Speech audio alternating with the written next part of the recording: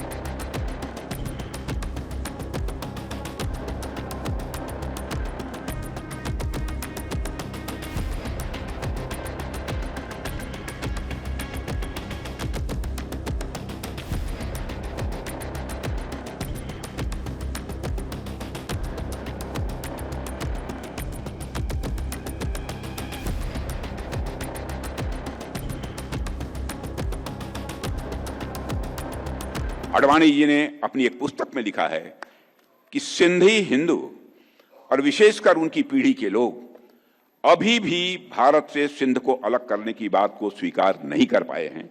न केवल सिंध में बल्कि पूरे भारत में हिंदू सिंधु नदी को पवित्र मानते थे। सिंध के कई मुसलमान भी मानते थे कि सिंधु का जल मक्का के आबे जमजम से कम पवित्र नहीं है।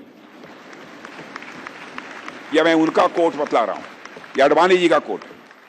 आज सिंध की भूमि, मेरे बहनों भाइयों, यह भारत का हिस्सा भले ही न हो, लेकिन सभ्यतागत रूप से सिंध हमेशा भारत का हिस्सा रहेगा। और जहां तक जमीन की बात है तो बॉर्डर्स तो बदल सकते हैं, क्या पता कल को सिंध भारत में फिर से वापस आ जाए।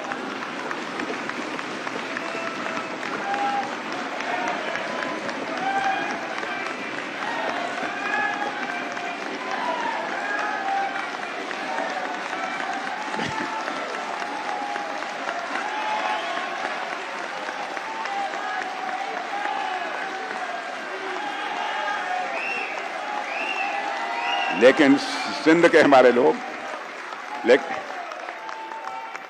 लेकिन सिंध के हमारे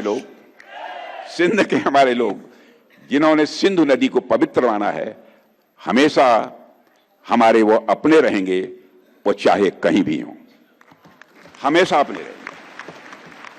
मेरे बहनों भाइयों, अगर हम इतिहास को देखें तो पाते हैं कि सिंधी लोगों ने भारत की अर्थव्यवस्था में बहुत बड़ा योगदान किया है। अभी लालवानी जी कह रहे थे ना, कौन नहीं जानता इस सच्चाई को। सिंधी भारत की ओरिजिनल ट्रांसनेशनल बिजनेस कम्युनिटी है, ओरिजिनल ट्रांसलेशनल बिजनेस कम्युनिटी है, जिन्होंने अपने स्किल से कॉलोनियल रूल के बावजूद बिजनेसेस को, अपने व्यापार को सफलतापूर्वक संचालित किया है।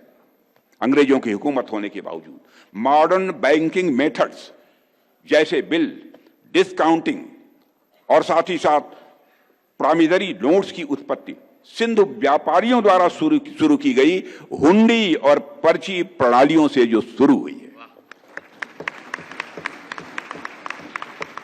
पार्टीशन के बाद सिंधी समाज ने भारत में जीरो से शुरुआत की है। मेरे बहन भाइयों, सभी जानते हैं, जीरो से आप लोगों ने शुरुआत की है, लेकिन उन्होंने सफलता के नए आयाम गढ़े हैं। और आज भारत सहित दुनिया के देशों में सिंधी समाज के लोग समाज निर्माण के कार्यों में अपना बहुत बड़ा योगदान कर रहे हैं। ऐसा शायद ही कोई क्षेत्र हो जहां अपनी सरनेम का कोई व्यक्ति नेतृत्व करता न मिल जाए। आनी सरनेम का कोई व्यक्ति नेतृत्व करता न मिल जाए, शायद ही देश में ऐसा कोई क्षेत्र हो।